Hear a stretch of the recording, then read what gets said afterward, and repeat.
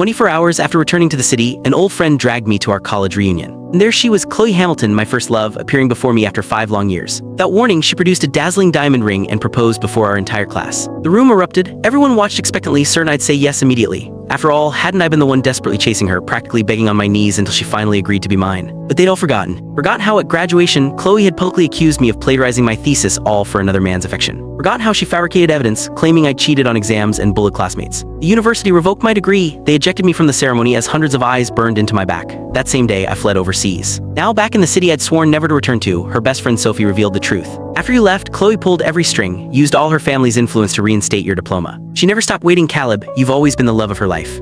Caleb, are you even listening to me? I'm trying to tell you something. Sophie, Chloe's closest confidant, had practically glued herself to my side the moment I walked in, unleashing a torrent of words. Her expression was a mix of exasperation and something close to desperate pleading. Around the room, the gazes of our other classmates converged on me, a cocktail of curiosity, pity, and outright mockery. Honestly, hearing the name Chloe Hamilton again after 5 years felt eerily distant, almost unfamiliar. The fierce, all-consuming love I once held for her had long since been swallowed by the relentless current of time, drowning in the depths of a past I preferred to forget. 5 years ago, I'd vanished without a trace, leaving the country. So few in the city knew I'd built a new life, a new family overseas. I honestly couldn't tell if Sophie's breathless monologue was born of her own conviction or if she was merely delivering a carefully rehearsed message. Frankly, it didn't matter. I pressed my lips together, gathering my thoughts before speaking in a low, measured tone. Chloe and I are a closed chapter, Sophie. What you're saying holds absolutely no meaning for me anymore. Not just Sophie, but everyone in the room stared, eyes wide, as if I just announced I'd grown a second head. For all, I had pursued Chloe relentlessly, almost obsessively, for 3 whole years. My relentless campaign was so public it nearly put me on the dean's radar. Rain or shine, I delivered her a warm breakfast and a fresh coffee every single morning. When her chronic stomach issues flared up,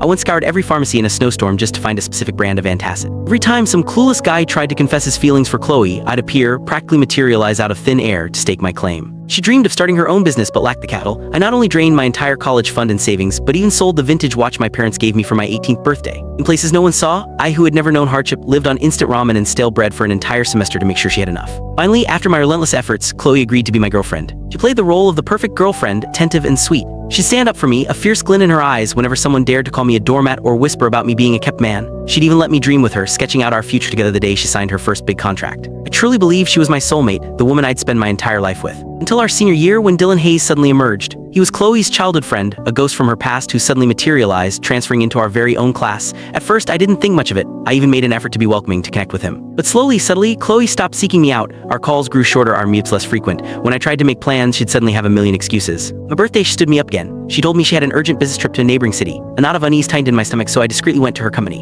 And there he was, Dylan, surrounded by a circle of laughing employees, practically on a pedestal. Even more infuriating, some of them were openly calling him the boss's Prince Charming. This, despite every single one of them knowing I was Chloe's boyfriend. Click the link on the homepage to watch the full follow-up for free.